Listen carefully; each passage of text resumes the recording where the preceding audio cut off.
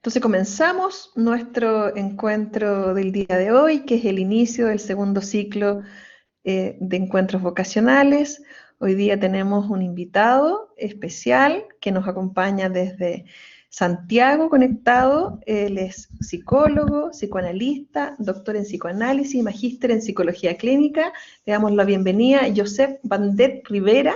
Él ha venido en distintos momentos a trabajos en talleres con bachiller cuando estábamos presencialmente en el año 2019, 2018 creo también algunas intervenciones con nosotros, y también el año pasado y este año en algunos talleres virtuales con estudiantes y también con los docentes. Contándoles un poquito quién es nuestro invitado. Él nació en Temuco hace hartos años ya, ¿cierto? En los años 60. Estudió el pregrado de psicología en la Universidad de la Frontera, de acá de Temuco también. Se formó como psicoanalista en la Sociedad Chilena de Psicoanálisis en Santiago y luego continuó sus estudios en el programa de Magíster de Psicología Clínica con mención en psicoanálisis en la Universidad Adolfo Ibáñez y tiene harta experiencia en distintos temas. Yo voy a mencionar algunos. También tiene un doctorado en psicoanálisis en la Universidad Andrés Bello, con algunos de los intereses profesionales de nuestro invitado. Yo les voy a contar un poco para que ustedes conozcan con quién van a conversar hoy día y con quién vamos a tener nuestra primera charla de encuentros vocacionales. Sus intereses profesionales han girado en torno a dos ejes principalmente: la labor clínica y la psicología educacional. Y esta segunda línea incluye un valioso aprendizaje de metodologías y técnicas participativas en educación, siguiendo la enseñanza de Paulo Freire, y ha plasmado en innumerables actividades de capacitación a lo largo de todo el país. Ha trabajado con equipos profesionales posterior al terremoto del 2010, apoyando a los equipos en el trabajo que se realizaban con voluntarios en el apoyo psicológico y capacitación a estos grupos que apoyaron posterior al terremoto. Bien interesante esa línea de trabajo. También en el 2015 estos conocimientos los puso a disposición en talleres de apoyo emocional a docentes y trabajadores del área de la salud que se desempeñaron en condiciones difíciles, ¿cierto?, posterior al aluvión de Atacama, si lo recuerdan, y también posterior al terremoto de Coquimbo, junto a la Asociación Chilena Pro Naciones Unidas y UNICEF. O sea, él ha trabajado bastante en circunstancias, cuando nos ha tocado como país enfrentar circunstancias difíciles, como la que estamos viviendo hoy. En el área clínica se dedica a la atención de pacientes en su consulta particular ya desde hace muchos años, desde el 91. Es docente en el área de psicoanálisis y psicoterapia también hace muchos años y cuenta con acreditación como psicólogo clínico.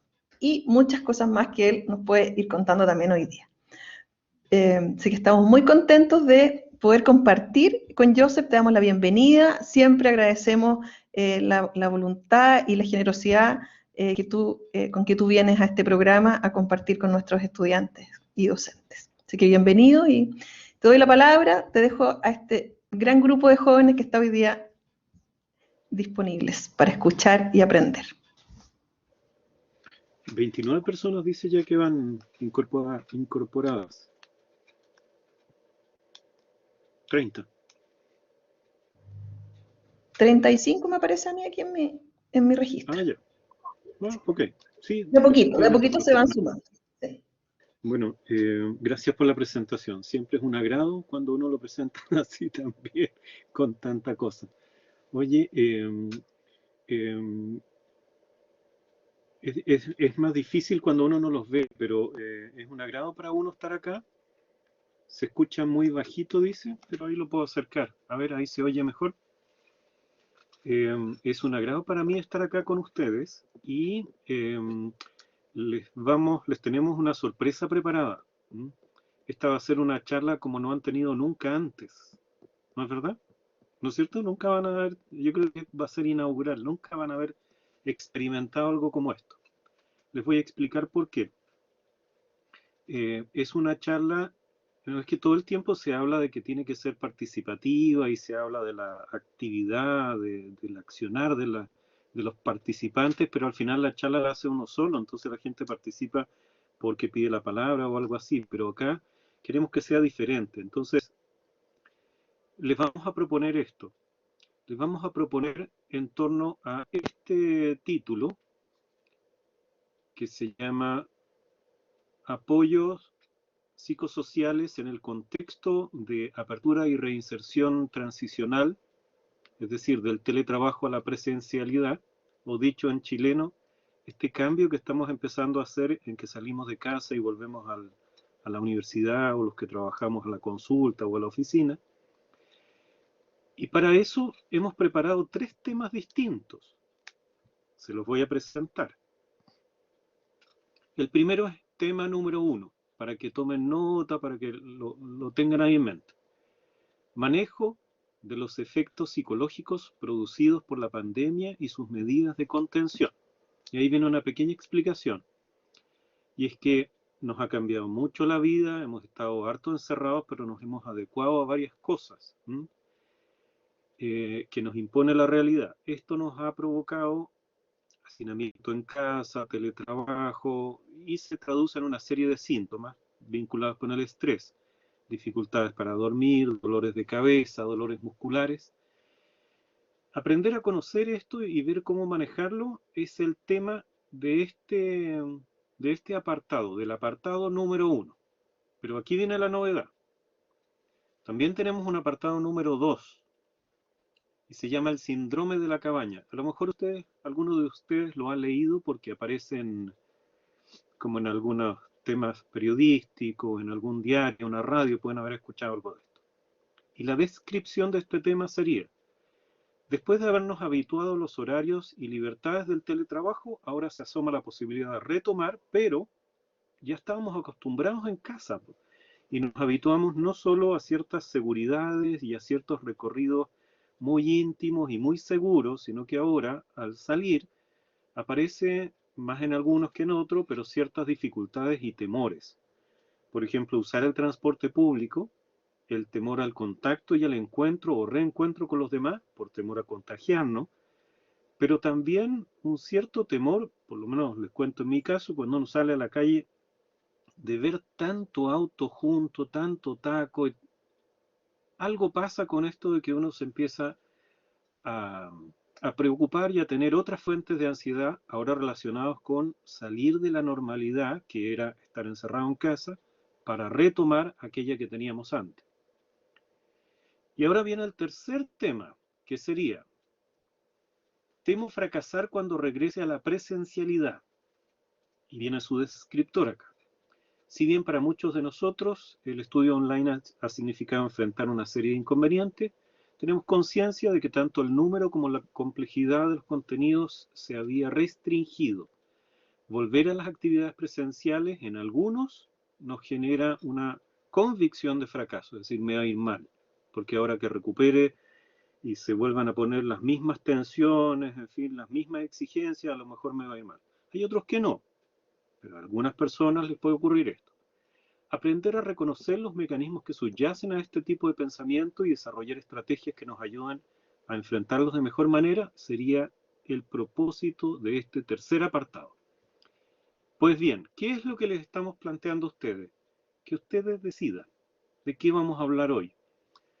Hablaremos del tema 1, manejo de los efectos psicológicos producidos por la pandemia y sus medidas de contención, o preferirán que hablemos del tema 2, el síndrome de la cabaña, o a lo mejor les gusta más el 3, temo fracasar cuando regrese a la presencialidad.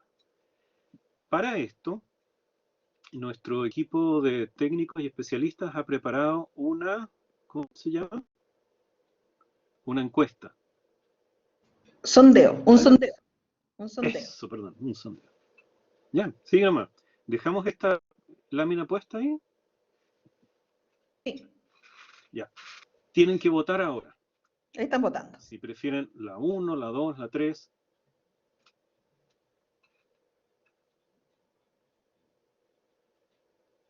Esto es como una elección. Qué Sí. entretenido. Es súper entretenido. Después vamos a mostrar las respuestas. Mira, y vota, y súper rápido además. Sí.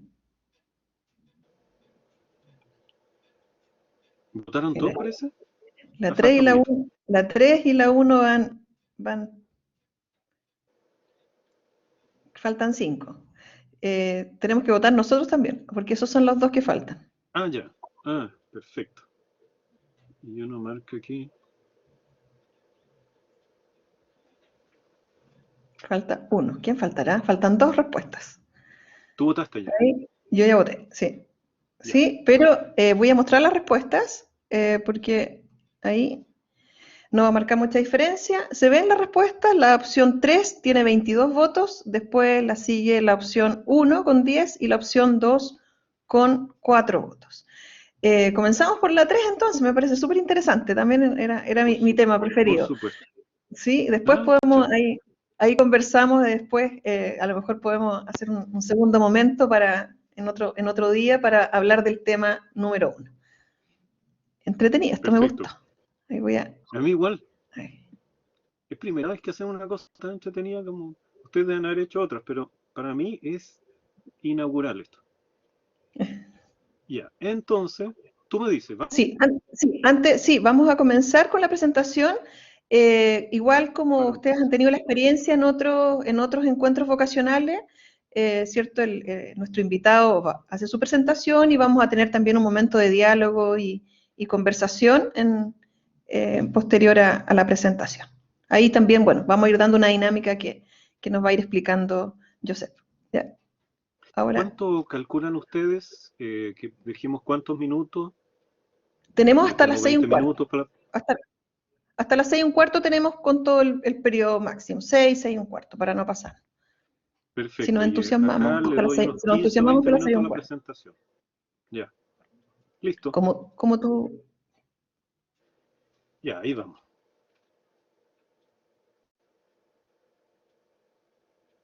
Bien.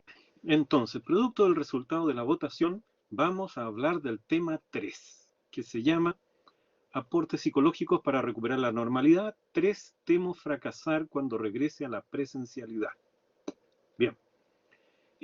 Si alguno de ustedes, o más de alguno de ustedes, durante la presentación quiere pedir la palabra, interrumpir, yo estaría feliz de que hagan eso porque sería una manifestación de que les provocó algo el tema y quieren interactuar y eso sería muy bueno. Si no, son pocas láminas, son como 9 o 10 láminas, así que ahí vamos a parar. Y, pero pueden interrumpir las veces que quieran. Bien.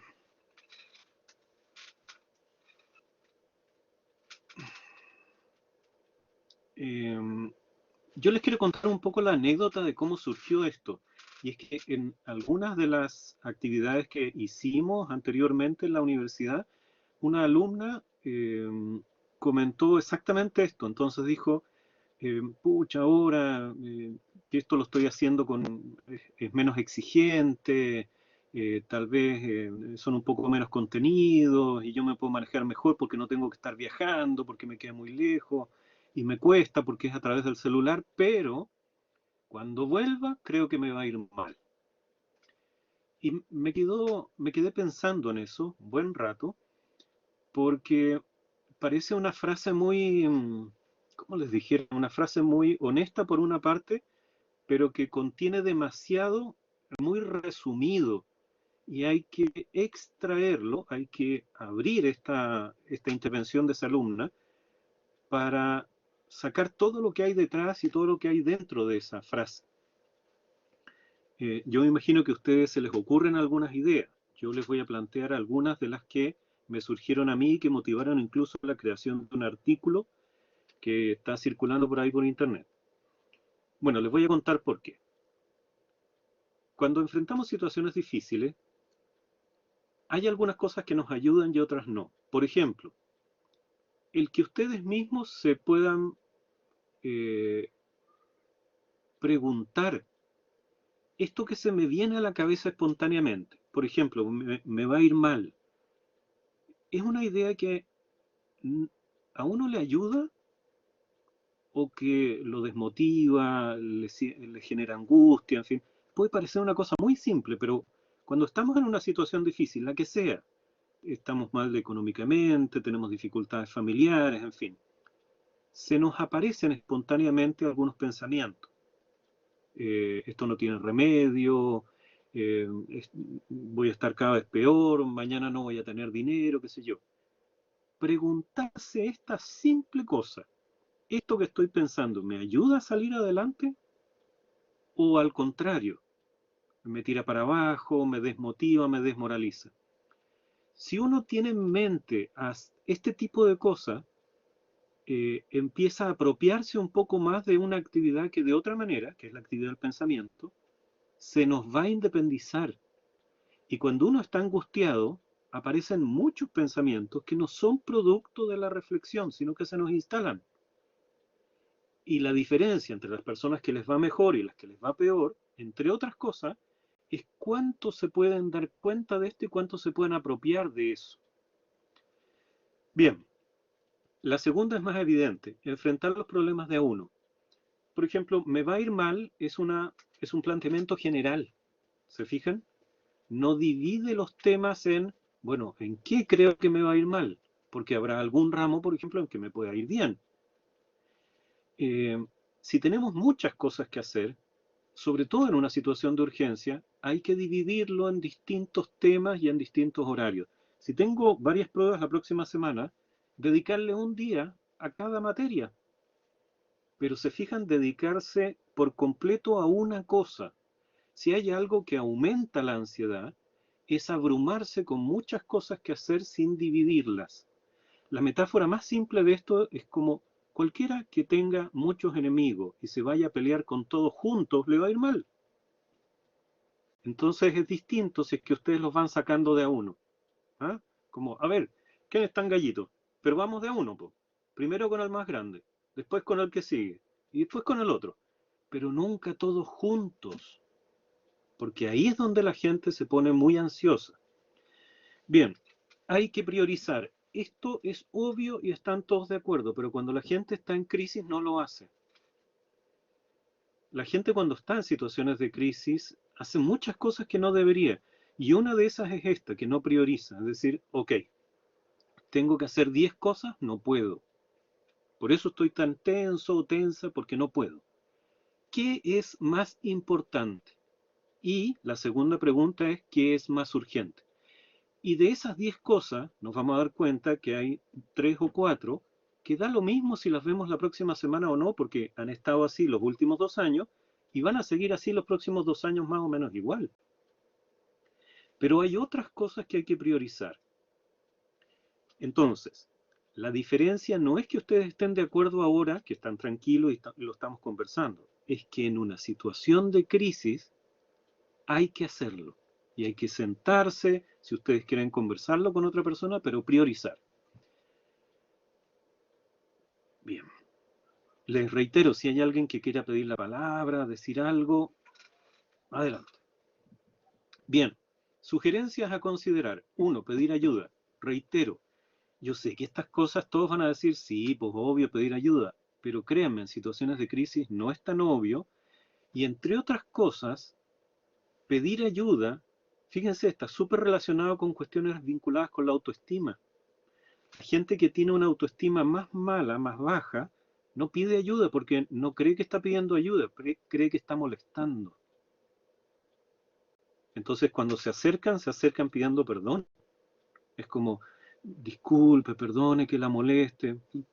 ¿Por qué va a estar uno molesto si se acerca a un alumno? Si además es el trabajo de nosotros. ¿Por qué se va a molestar uno? Pero como esto es inconsciente, muy emocional y muy arraigado porque tiene que ver con la identidad, entonces mucha gente que tiene una autoestima baja no se acerca a los profesores. Por ejemplo, si a uno le ha ido re mal, que eso todos los que hemos pasado por la universidad sabemos que hay ramos en que nos ha ido peor que en otros. Bueno, la gente que tiene más mala autoestima no se acerca a los profesores o a los ayudantes para pedirles ayuda. Y pierde con eso información muy valiosa, apoyo, orientaciones, porque cree que está molestando y que la van a rechazar o lo van a rechazar. Y este tipo de sentimientos cuesta mucho revertirlos porque uno está convencido de eso. Más bien, está convencido a priori. y de una manera emocional, no de una manera racional. No sé si me explico en esto, es decir, no es que uno haya ido donde la profesora o el profesor y a uno lo hayan rechazado sistemáticamente, sino que uno cree que lo van a rechazar. Por eso es tan importante, porque es un tema inconsciente y subjetivo. Otro elemento, limitar la cantidad de información. En situaciones de emergencia, cuando estamos preocupados, cuando estamos tensos, en fin, una de las cosas que más nos ayudan a mantener regulado o en un nivel aceptable la ansiedad es no leérselo todo, no creérselo todo y poder acotar la fuente y la cantidad de información. Por ejemplo, apaguen el televisor, no vean las noticias. Es la primera información y recomendación que les puedo dar. Infórmense a través de algún medio electrónico creíble que ustedes lean, pero se van a informar mucho más y van a tener muchos más argumentos que si se instalan frente al televisor. Y tengo una serie de razones para explicarles por qué pasa eso, pero les voy a decir solo 2 o 3. La televisión establece un vínculo perverso con la ansiedad. Y es que la televisión gana en la medida en que tiene más avisos comerciales. Y los avisos comerciales dependen del rating. Y el rating depende del nivel de impacto emocional que produzca en el auditorio. Entonces, y esto está medido hace años ya, si enfocan el accidente con los accidentados y el incendio con las llamas, qué sé yo, y eso genera mayor rating y eso atrae mayor avisaje. Entonces, mientras más impactante la noticia, más gana el canal y más pierden ustedes. Y eso no lo van a encontrar en ninguna parte, pero tienen que saberlo. Yo creo que todos ustedes lo experimentan. Hagan esto. Estén 3 días sin ver las noticias y después estén otros 3 días viéndolas. Y vean cómo se sienten. Si alguno de ustedes tiene los recursos, mídanse la presión sanguínea, vean cómo les late el corazón, fíjense cómo reaccionan ustedes cuando están viendo la cantidad de barbaridades que informan. Que el mundo se va a acabar, que el mundo está en guerra, que el mundo se está autodestruyendo y que estamos al borde de algo. ¿Mm? Y cuando uno la apaga, las cosas parecen bastante más tranquilas. Bien, sigo con otro tema. ¿Sí? Por eso no veo muchas noticias, dice Sofía. Yo nunca las veo. Muy bien. Pero léanlas, porque les hace bien leer y se van a informar mejor. Cuando vivía con mi papá, él veía las noticias todos los días cuando comíamos y, ¿qué decía? Comer viendo noticias no es buena idea. Muchos robos y muchos asesinatos, Nayeli, tal cual. Bien, sugerencias a realizar, hacer ejercicio. Oh, se puso fome el profe, no, pues yo no hago ejercicio, no me gusta. Si quieren bajar o disminuir su nivel de ansiedad, tienen que hacer algún tipo de ejercicio. Pero que sea un ejercicio que a ustedes les guste. Puede ser desde subir escalera, puede ser caminar, a los que les gusta el cerro, o hacer alguna actividad física, fantástico. Sacar a pasear las mascotas, muy buena. Pero si les gusta bailar también, excelente. El baile es un excelente ejercicio. Si les gustan otros juegos, a la pelota, qué sé yo, háganlo. Miren, puede ser hasta caminar. Lo único que importa es que sea unos 20 minutos un par de veces a la semana. Y con eso es suficiente. ¿Qué otra cosa? Hay que intentar detenerse. Me voy a explayar aquí con esto.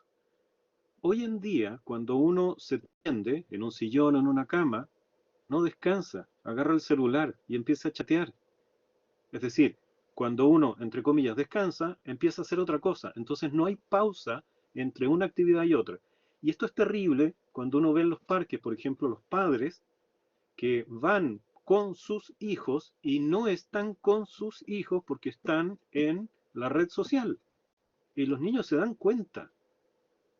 Los niños se dan cuenta que los papás no están con ellos, que están en otra parte.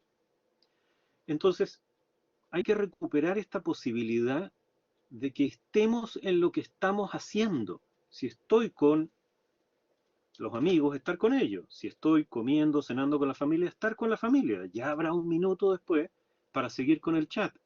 Créanme que si uno no ve el chat durante una hora, el mundo no se va a acabar. Yo sé que hay distintas opiniones, que hay gente que piensa que sí, pero créanme que no, que es posible dejar el chat apagado un rato. Bueno, los mayores, cuando nos tendemos a descansar, empezamos a pensar qué voy a hacer mañana, o qué voy a responder en la reunión, o qué voy a hacer de comer. Y eso tampoco es descansar. Lo que tenemos que conseguir es cómo logramos hacer que entre una actividad y la otra no hagamos nada. Y si estamos agarrando el celular, ya estamos haciendo otra cosa. Y eso es lo que tenemos que parar. Que entre una actividad y la siguiente nos demos 5 minutos para no hacer nada. Y van a ver lo difícil que se les va a hacer. Tengo una paciente que hace un tiempo atrás me decía, mira, yo llegué a la casa y empecé a aplicar lo que me habías dicho. Entonces me estacioné, saqué la llave del auto, apagué la radio y me quedé ahí. No hice nada, no llegué y abrí la puerta y me bajé, que es lo que uno hace, sino que me quedé ahí. Cerré los ojos y a los 2 minutos mi marido me estaba tocando el vidrio del auto asustado y me preguntaba si me había pasado algo. Porque estamos tan acostumbrados a que uno termina una cosa y empieza inmediatamente otra, que cuando uno se detiene la gente piensa que a uno le ocurrió alguna cosa. Imagínense que ustedes llegan a su trabajo y pasan los primeros 5 minutos sin hacer nada. O al estudio, o donde estén. Si es en el transporte público, también se puede hacer esto. Uno puede incluso, con los ojos abiertos, parar. Y eso significa también tomar un poquito de distancia de los pensamientos. Bueno, concentrarse en este ejercicio, que es de los 3 minutos para inspirar, 3 segundos, perdón, 3 minutos inspirando estaríamos reventados.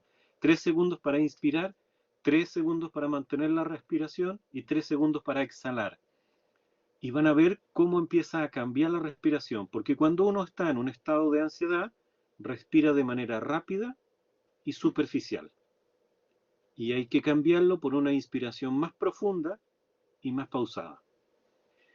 Distribuyan horarios específicos para las tareas, pero hay que cumplirlo, porque hay mucha gente que dice, sí, me hice un horario, y lo sigue, no lo hago.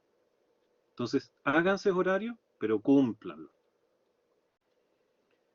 Bien, hasta aquí. ¿Alguna consulta? ¿Alguien quiere compartir algo? ¿Una experiencia? ¿Alguna cosa? Estos monitos que ustedes ven acá los hicieron unas profesoras en el norte de Chile cuando fue el aluvión de la zona de Atacama. ¿Se acuerdan del 2015? Que quedó una tremenda, un barrial ahí enorme que asoló Chañaral, Diego de Almagro, Inca de Oro y también Copiapó.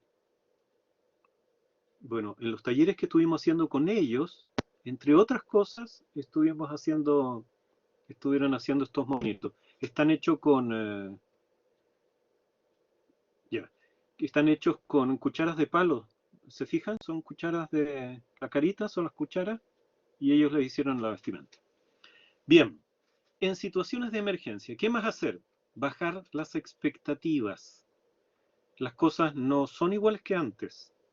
Tenemos muchas preocupaciones, todavía no se recupera la normalidad, no sabemos qué va a pasar con las variantes del virus, hemos tenido alzas y bajas en los contagios un par de veces ya, nos han confinado 2 o 3 veces, dependiendo de donde uno viva, entonces no tenemos certezas.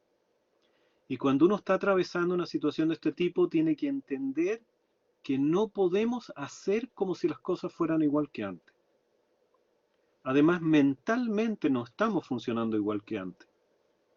Uno atiende menos, retiene menos y produce un poco menos, salvo en los contenidos que tienen que ver con los intereses emocionales de uno. Por ejemplo, si si empezamos a meternos un poco más en un tema que a uno nos interese un poco más, puede que rindamos mejor. Pero hay que bajar las expectativas. Esa es la primera medida. Si tenemos muchas evaluaciones y no tenemos cómo estudiar, mejor recordemos que se aprueba con la nota mínima. Y esto, sobre todo para la gente que está muy estresada. No pretendo decir que esto sea nuestro estándar, porque sería un estándar mediocre. Yo no estoy proponiéndoles eso. Pero si ustedes están muy estresados, bajo mucha presión, sobre todo porque se suman cosas, a veces dificultades familiares, económicas y además en el estudio, baje las expectativas y recuerde, se aprueba con un 4. ¿Ok? Combinar tareas. Acuérdense, uno puede estar haciendo trabajo intelectual del tipo que sea, planillas de cálculo, estudios, informes, qué sé yo. Hay que detenerse y hacer otro tipo de cosas que sean de otro ámbito, por ejemplo, lavar ropa, hacer aseo, hacer el jardín, ir a comprar, pero hay que intercalar actividades manuales o físicas y actividades intelectuales. Lo peor que podemos hacer es estar el día entero estudiando o haciendo informes o cálculos sin acordarse del cuerpo. No solo nos ayuda para distraernos, sino que utiliza otras partes del cerebro. Y en esos lapsos se produce algo maravilloso, que es las asociaciones mentales que nos ayudan a resolver cuestiones del trabajo intelectual. Y eso es muy importante. Por otro, hay asuntos que son relevantes y ciertos, pero podrían no ser oportunos. Eh, Esto tiene que ver con la priorización. Hay cosas que uno dice, bueno, pero es que tengo que resolver qué voy a hacer cuando termine mi carrera y si voy a vivir acá en Temuco o voy a vivir en Nueva Imperial o voy a vivir en el norte. Está bien, pero tiene que resolverlo hoy día o si pasan 15 días o lo resuelvo el mes que viene. ¿Hay diferencia? Y si la respuesta es no, hay que dejar eso aparte. Por ejemplo, hay personas que están atravesando por una situación de mucho estrés, por ejemplo, laboral, y a su vez arrastran desde hace 2 años problemas de pareja. Bueno, ¿cuál de los dos ámbitos tiene mayor implicancia en los síntomas de ansiedad?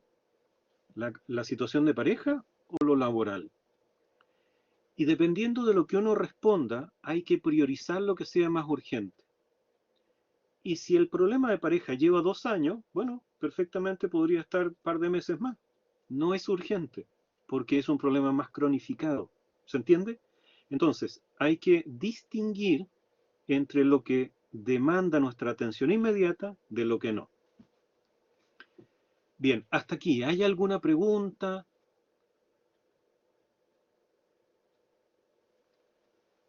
¿No? Bueno, todo claro.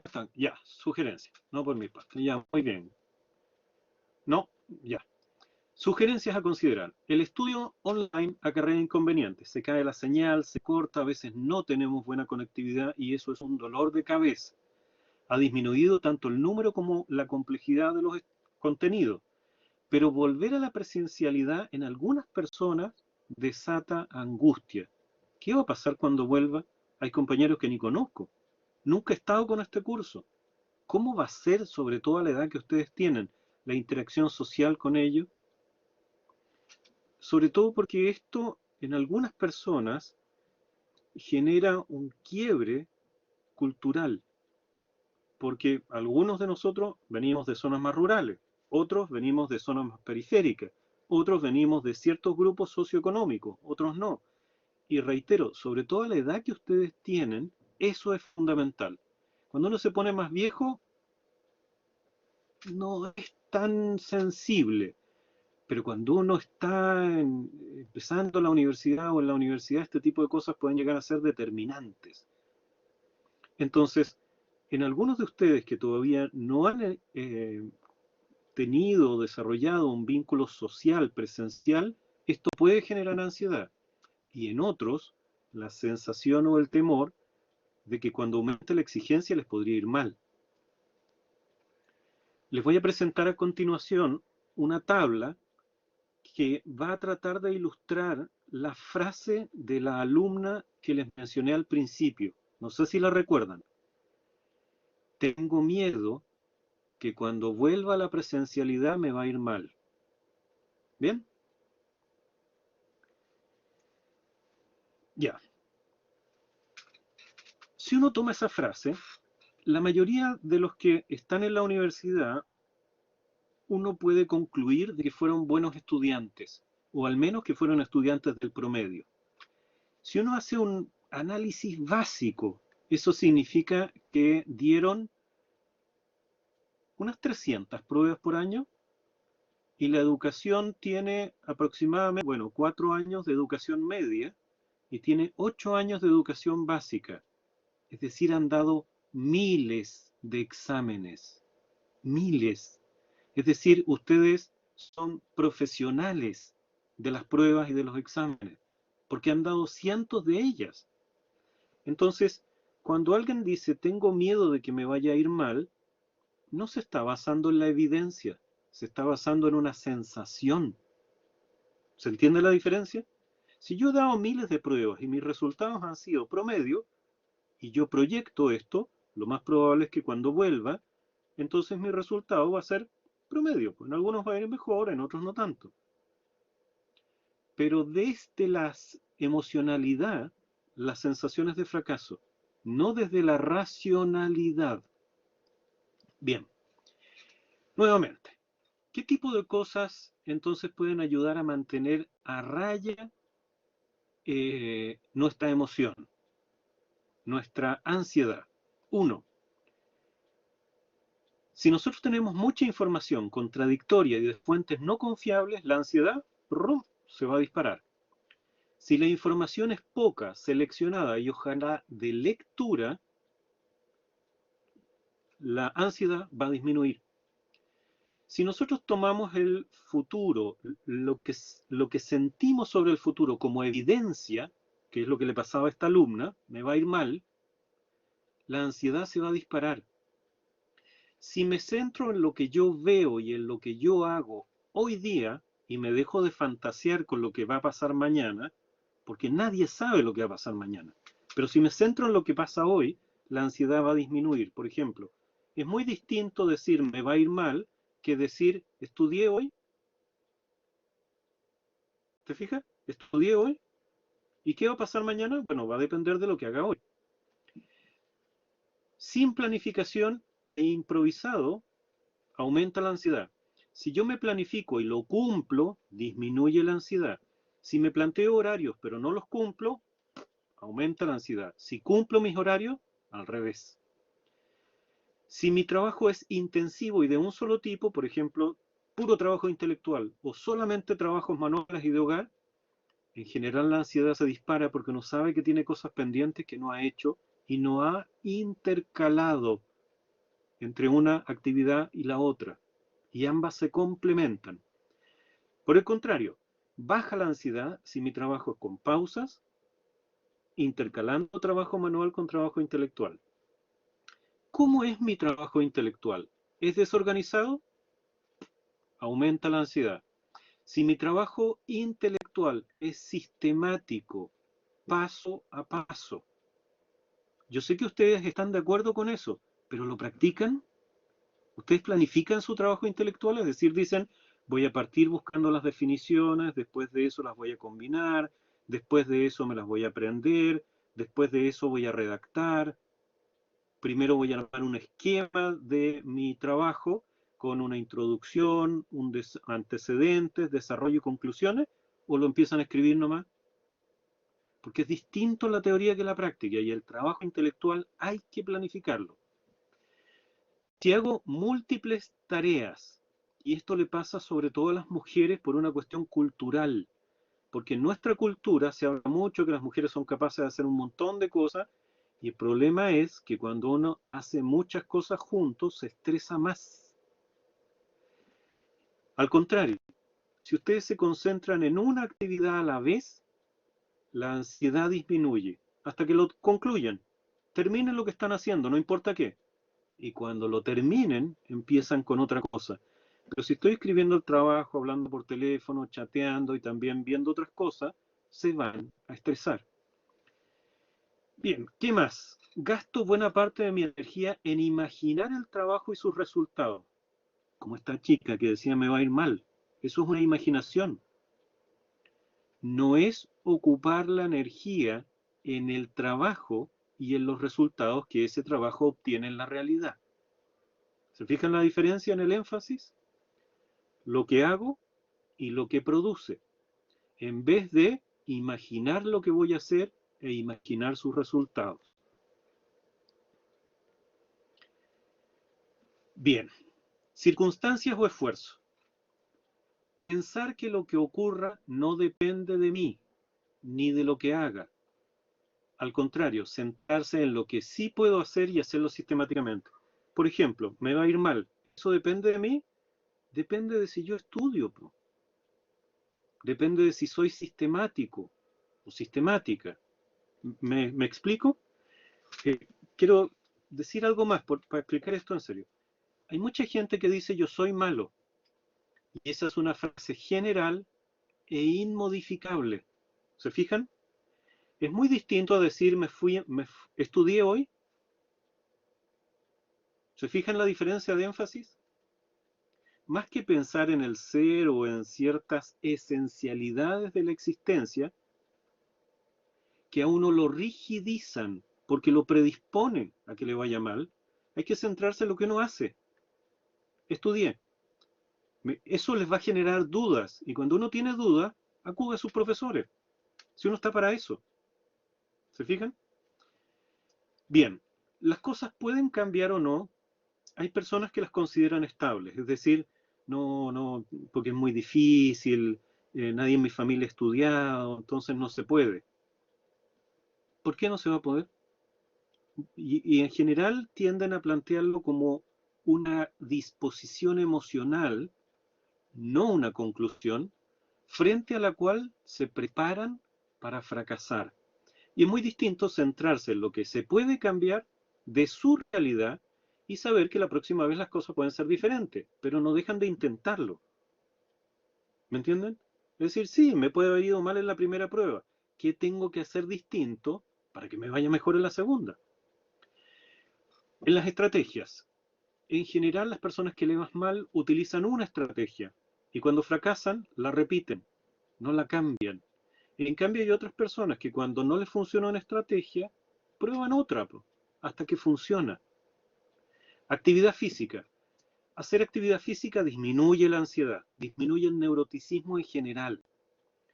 Con ejercicio, jardinería, baile o deporte, disminuimos la ansiedad. Meditación y aprender a detenerse. Joseph, hay En un general, comentario que a lo mejor te dale. interesa leerlo en el chat que dice, Sofía, por mi parte a veces me pasa que estudio, pero cuando leo la pregunta en una prueba no la entiendo y comienzo a ponerme nerviosa y termino bloqueándome y varios parece que le pasa lo mismo porque están poniendo ahí que también les pasa a otros estudiantes, esto de que siento que tengo que estudié bien, ¿cierto? Pero cuando me enfrento a la prueba me pasa otra cosa y no sé responder o no entiendo la pregunta y me bloqueo. El bloqueo ante la situación de evaluación, que eso es como bien común que ocurra en primer año, por lo menos. Sí, lo que pasa es que cuando uno se pone nervioso, entiende menos. Y si entiende menos, se van a angustiar más y se forma un círculo vicioso. Es decir, no entiendo, ya estoy asustado, como no entiendo, ahora esto ya es una angustia mayor que puede pasar a terror y a bloqueo. ¿No es cierto? El tema es qué es lo que hago con eso, porque se fijan que es un círculo vicioso y no se va a resolver solo. Entonces, llego nervioso a la prueba. ¿Por qué? ¿Estudié o no estudié? Sí, sí estudié, pero ¿y qué hice con las dudas que me generó el estudio? Eh, porque ahí se empieza a construir esto. Fui a las ayudantías, por ejemplo, le planteé a los ayudantes mis dudas. ¿Por qué les digo esto? Porque en mi experiencia, la mayoría de mis alumnos, que no son ustedes, mis alumnos no leen hasta los días antes de la prueba. Y como no leen, entonces planifican mal su trabajo. porque cuando uno lee es cuando aparecen las dudas. Por eso es necesario leer antes, para que a uno le surjan las dudas, lo aclaren las ayudantías o le pregunten a los profesores. Pero mis alumnos leen 1 o 2 días antes de la prueba y se quedan con las dudas. Entonces llegan angustiados a la prueba, pues con razón. Entonces, si ya estoy angustiado en la prueba y no entiendo la pregunta, ¿qué puedo hacer? Hay que preguntarle al profesor o a la persona que nos está guiando qué quiere decir esta pregunta. Si se refiere a esto, si se refiere a este otro, y veamos si nos ayudan o no. Pero no se queden con las dudas. La gente que tiene baja autoestima se queda con las dudas y se angustia más. Y ahí se sigue el círculo encerrando. Sí, online es más difícil. Tienes toda la razón, Sofía. Online es más difícil. Pero, si ustedes estudian con tiempo, también pueden escribirlo y es más fácil porque uno puede responder del teléfono, de donde esté. Pero, ustedes estudian con tiempo, ¿no? Porque acá, mi alumno, no mucho. Bueno, vamos a leer un par de cosas y ahí los dejo hablar solo a ustedes, porque me queda solo una lámina. Y ahí terminamos. Entonces, practicando la meditación, teniendo metas que sean acotadas y realistas, practicando los contactos con otras personas, con las redes sociales, lo que sea, pero hablando con los demás de lo que me pasa y con una evaluación más realista que se base en mi experiencia previa. Acuérdense, conclusiones basadas en mis rendimientos reales, no en estas fantasías que me hacen desconfiar de mi rendimiento. Por ejemplo, me va a ir mal. ¿Me ayuda pensar eso o me tira para abajo? Bueno, como les decía, con esta última terminamos. 3 puntos a considerar: evaluación de la tarea, razón o afecto y prioridades. En evaluación de la tarea, mi evaluación la considero imposible o inabarcable, o la tarea la divido en partes, las asumo una a una y las resuelvo. Y si no puedo hacerlo solo, busco ayuda. Pero les reitero, las personas con baja autoestima no piden ayuda porque sienten que están molestando. Razón o afecto.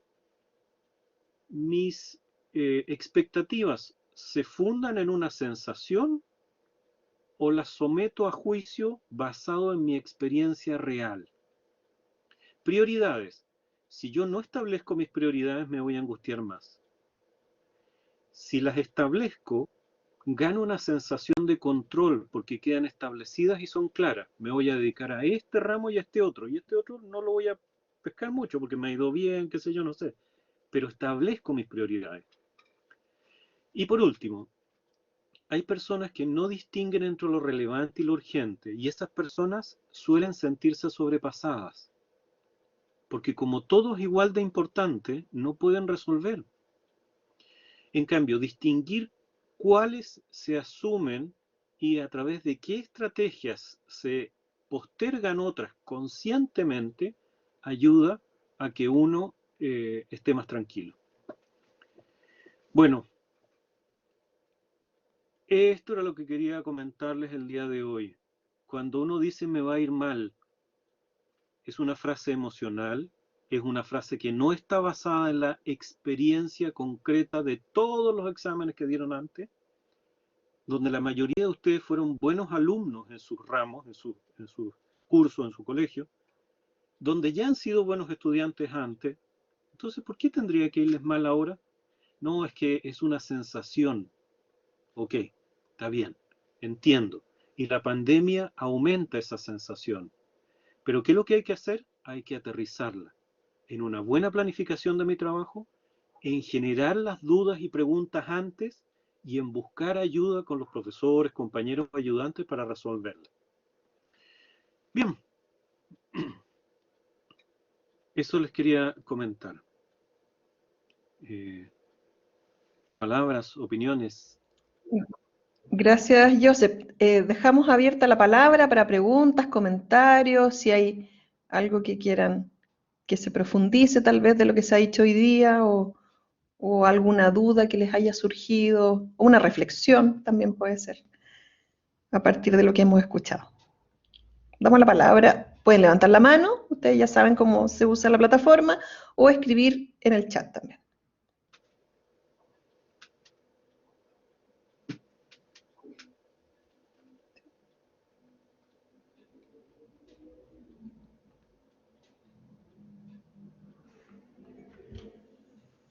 Yo tengo una pregunta, ahí hay una pregunta, pero sí, dice, me pareció súper importante esta charla, sobre todo en estos tiempos donde siento que la ansiedad en las personas ha aumentado con el encierro. Y dice Manuel, yo sabía que no estaba loco, el hacer aseo desestresa, y con música, mejor todavía. Eh, Oye, Joseph, quiero tú, comentarle sí, no, dos no, cosas de eso, ¿no? ¿Sí? Ya. Lo sí. primero es que cuando dices, ay, yo sabía que no estaba loco, qué bueno que entendiste eso, porque eso es lo que quiero transmitir. En las situaciones de emergencia, estar nervioso es lo más sano que uno puede hacer. ¿Te fijas? Es decir, ¿cuántas pandemias hemos tenido? Esta es la primera. ¿Y qué es una pandemia? Donde está enfermo todo el mundo. Entonces, que uno esté, además, durmiendo regio, súper tranquilo, con una visión muy optimista del futuro, sería harto raro, po. Sería como estar muy desconectado de la realidad. Entonces, que uno esté con algunos síntomas de ansiedad o preocupado por lo menos en un contexto de crisis es lo más normal que uno puede hacer ante una situación anormal. Eso es súper importante. No quiere decir, y ojo con esto, que anda por ahí circulando, que se vive una pandemia de salud mental y todo. Ninguna pandemia. Aquí hay gente normal que está teniendo síntomas normales de ansiedad porque hay una situación muy rara. ¿Por qué hay que dudar de estas cosas? Porque detrás de eso hay un discurso médico que se quiere apropiar de este tema. Este no es un tema de la relación médico-paciente, este es un tema de personas con la cultura y con el tiempo que les está tocando vivir. No es que haya 1 millón de enfermos, eso no es verdad. Hay 1 millón de personas preocupadas normalmente por una situación por la que hay que estar preocupado. Y que tú te relajes haciendo cosas físicas como el aseo y todo lo demás es súper bueno. Además, detrás de estos discursos están las farmacéuticas, así que ojo con eso, porque esto no se va a resolver con que todos estén tomando pastillas, no. Me da rabia. Hay también algunos comentarios que plantean que les provoca poca ansiedad pensar en las clases porque han desarrollado relaciones en la virtualidad, entonces les provoca mucha alegría el encontrarse. La próxima semana tenemos un encuentro de bienvenida y ha generado mucha alegría esto de poder encontrarse en un espacio y reconocernos, ¿cierto? Y vernos. Eh, Estupendo. Yo no yo te conozco a quería nadie. preguntar, La Francisca dice, yo no conozco a nadie. no, la Francisca conoce un montón de gente. Pero aquí mismo hay que dejar al tiro Hay que el conocer a contacto. Francisca porque está muy solita ahí. Sí, vamos a ayudarla. Ya. Eh, Quería, si nos podías contar un poco cómo se fortalece la autoestima. Tú hablaste que las personas que tenían la autoestima más disminuida, ¿cierto?, tendían a dejar de hacer algunas cosas que podían ser positivas para o preguntar o que se restaban a lo mejor de algunas acciones. Si pudieras contarnos un poco cómo se fortalece la autoestima de manera positiva. Sí. Mira, es una pregunta compleja porque la autoestima es una construcción. Eso es lo primero que tengo que decir. Es una construcción y es una construcción subjetiva por definición. ¿Ok? Entonces, es muy amplio. Si me voy ahí a cómo se construye, cómo se gesta la autoestima, me metería en un tema muy largo que no alcanzaríamos a abarcar ahora. Pero lo que sí les puedo decir es esto. Prueben, prueben en la realidad. No, es que me da susto porque voy a ver a mis compañeros. Momento. ¿Vieron a sus compañeros? No, porque todavía no volvemos. Entonces véalos primero y después que los vea, cuénteme cómo le va. ¿Me entienden? Lo mismo con el tema de la autoestima. No, es que me da vergüenza. Ok. ¿Cuántos profesores le han dicho que cómo se le ocurre preguntar? No, ninguno. Entonces, mire, hagamos una cosa. Pregúntele al profesor y me dice cómo le fue. Y lo que uno tiende a ver es que te dicen, oh, no, no me dijo que estaba molestando, pero el corazón se me hacía así, porque le quería, yo decía, oh, a lo mejor está ocupado, yo voy a estar molestando, lo mismo siempre. Pero ¿le pasó eso? No, no me pasó, pero tuvo que hacer un tremendo esfuerzo para vencer la resistencia emocional y atreverse. Entonces, mi sugerencia es, tengan conciencia de las fantasías con las que ustedes imaginan el futuro, pero tengan conciencia que es una imaginación. Vayan a la realidad y prueben. Pruebe hacerle una pregunta al ayudante, pruebe ir donde el profesor y decirle, profe, ¿sabe que esta cuestión no la entiendo? Además, uno como profe, yo les cuento por lo menos mi experiencia, a mí me encanta eso.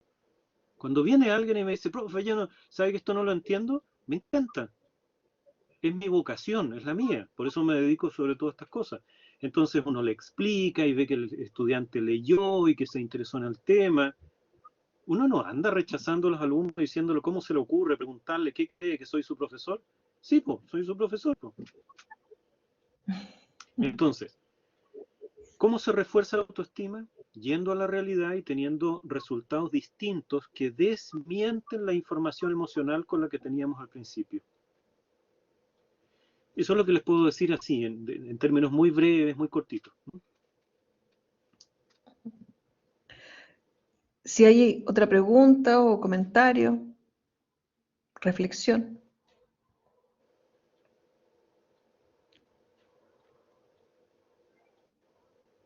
Ay, Joaquín, te escuchamos.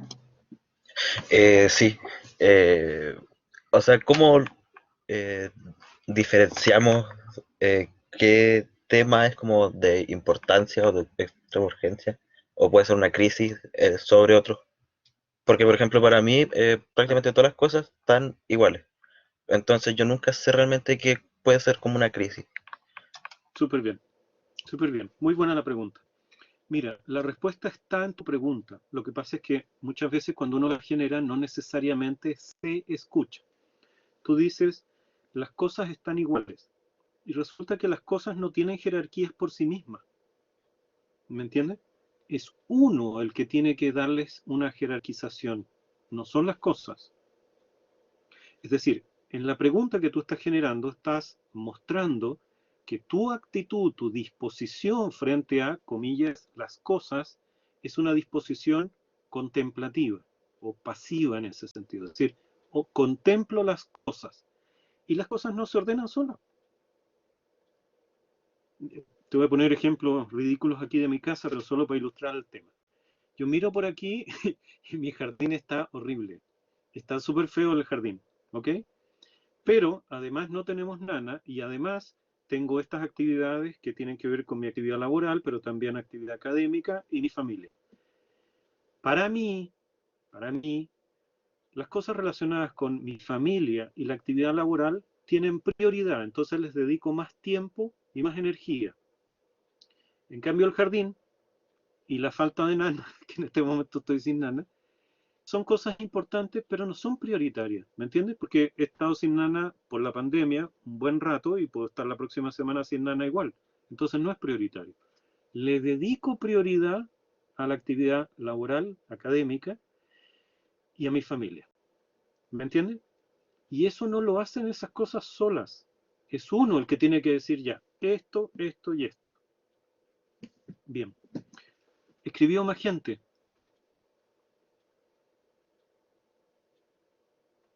Alguien, Verónica, alguien había escrito ahí, pero no lo pude leer. Está sin micrófono. Vania, sí, Vania, Sí. o sea, Florencia dice que le pareció súper buena la charla, que no siempre tenemos el espacio para hablar de estos temas. Vania dice hablar de estos temas es súper significativo, especialmente en tiempos de pandemia donde nos hemos aislado completamente. Los consejos que nos brindó el profesor en esta clase son claves para combatir estos sentimientos negativos.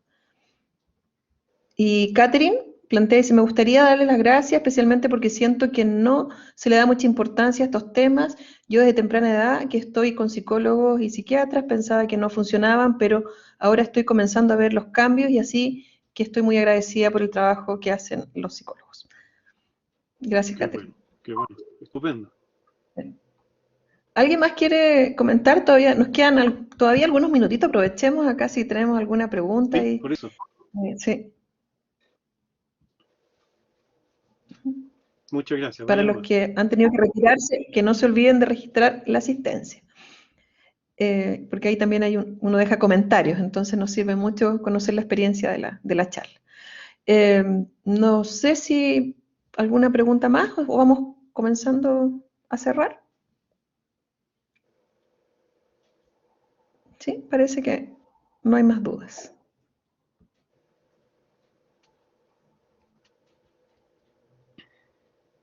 Joseph, no sé si tú quieres en estos minutos hacer un cierre, te dejo las palabras a ti para antes de cerrar la actividad. Ups, se me desmayó la pantalla. Sí. Estaba leyendo los Se comentarios. nos Por eso desmayó. estaba. Bueno, me alegro mucho porque varias personas han escrito que les hace sentido y que le han ayudado. Básicamente el acento que les estoy poniendo es que, uno, tener ansiedad no es una enfermedad, es normal en una situación anormal. Y segundo, que uno tenga ansiedad, ansiedad de volver, ansiedad o temor por el contagio o por el encuentro con gente con la que ustedes han a lo mejor tenido algún vínculo online, pero no los han visto presencialmente, es también normal. Pero sepan ustedes que esta ansiedad, en la medida en que la situación se vuelva a normalizar, debería irse disminuyendo durante el primer mes. Entonces, ¿cuándo habría que preocuparse? Si es que después de un mes mis síntomas no solo no disminuyen, sino que empezaran a aumentar. ¿Qué porcentaje de la población le pasa eso? Menos de un 3%. Es decir, el 97% en general, el 97% de la gente normal va a tener algún síntoma de preocupación, ansiedad, irritabilidad o insomnio, normalmente en una situación de crisis, pero en la medida en que la situación se normalice, los síntomas van a ir disminuyendo junto con la situación, con la recuperación de la normalidad. Así que no hay que tener mucho pánico. Por eso les reitero, yo no desconfío de este discurso de la pandemia de salud mental. ¿Mm? Joseph, una pregunta que tal vez, no sé, me gustaría conocer tu opinión al respecto de, nosotros tenemos clases en línea donde los estudiantes tienden a no encender la cámara, de a poquito se han ido atreviendo, vemos que aquellos que se atreven también comentan que la experiencia se vuelve de mejor calidad para ellos porque se sienten más activos, más participativos. ¿Cómo ves tú esto? ¿Puede ayudar el encender cámara, compartir con otros desde la imagen, de cierto, en línea, también en favorecer a lo mejor que disminuya un poco este temor después cuando volvamos a la presencialidad? ¿Qué opinas? Sí, Sería interesante. que es una muy buena pregunta y yo creo que hay que contemplar 3 o 4 elementos. Uno, que ustedes están al final de la adolescencia, en una etapa vital que necesita de un tremendo repliegue para elaborar todos los cambios que están teniendo. Hay cambios físicos, cambios en el rostro, cambios en... Les salen vellos donde no tenían, les crecen cosas que antes no tenían, se sienten incómodos. Cuando uno tiene esa edad no sabe qué hacer con las manos, se las mete en los bolsillos atrás. Es jodido, me acuerdo de súper jodido. Por lo tanto, esta imagen de andar con capucha y de querer que nadie te vea es algo relativamente normal de la etapa que están viviendo. Entonces, no hay que tener vergüenza por eso. Cuando uno está terminando la adolescencia, necesita ocultarse, encerrarse en la pieza. Algunos lo dicen así como metafóricamente, encuevarse, no estar encerrado. Porque es como una crisálida que está tratando de salir del caparazón, pero está terminando un proceso de elaboración para salir al mundo. Entonces hay que entender eso también, ¿m? De que en este periodo de la vida muchas personas al final de la adolescencia necesitan esto de estar con la capucha, de estar sin la cámara, y además varios aprovechan de estar en la cama también, así es esto, po. Están en la cama, están en pijama, están todos chascones y no quieren que los vean. Bien, ahora dicho esto, eh, hay también de parte de nuestro método una contradicción, de nosotros, yo ahí me echo la culpa yo mismo, porque nosotros decimos, oigan, pero participen, qué sé yo, pero construimos un dispositivo que irradia de manera directa hacia el profesor y de una manera indirecta entre los participantes. Pero si por el contrario nosotros generamos instancias en que hagan trabajo de grupo, todos hablan, todos participan, porque el dispositivo es distinto. Entonces hay que ir pensando también en generar dispositivos participativos, porque venimos de una tradición de dispositivos autoritarios, que son verticales, ascendientes y jerarquizados. Y eso influye en la pedagogía y en la participación. Y el otro tema se me olvidó, no me acuerdo qué era el otro que me preguntaste, así que lo dejo ahí. Si atreverse a encender la cámara y estar un poco más en contacto puede ayudarnos a desarrollar a lo mejor mayor tranquilidad Sí, pues, después. sí, cuando uno trabaja con grupos chicos, eso funciona súper bien. Con grupos más grandes se hace más difícil de implementar, porque lo online y mucha gente es como un límite del proceso, del medio. El medio online masivo es impersonal. No hay nada que hacer, le cuesta más. Pero ojalá que puedan participar y prender más la cámara porque efectivamente les va a convenir. Pero se hace más difícil. Si por el contrario, en la presencialidad hacemos más actividades de grupo, todos van a participar.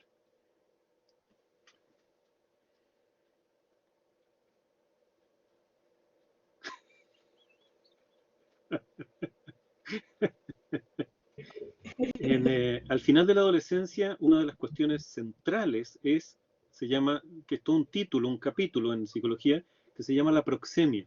Los adolescentes necesitan que uno esté lo suficientemente cerca cuando ellos lo necesitan y lo suficientemente lejos para que uno no se meta en sus cosas. Y eso es muy difícil de moderar, pues, hasta qué punto es cerca y hasta qué punto es lejos. Pero es todo un tema en el final de la adolescencia. Es un desafío. Muchas gracias, Joseph. Te agradecemos este espacio, la conversación, las preguntas también de los estudiantes y damos por finalizado el día de hoy. Pues hasta el próximo jueves en un segundo encuentro, porque vamos a estar toda la semana hasta fin del año académico, que es en diciembre, encontrándonos con distintos invitados. Así que muchas gracias y siempre bienvenido al programa. Gracias a ustedes. Que les vaya muy bien.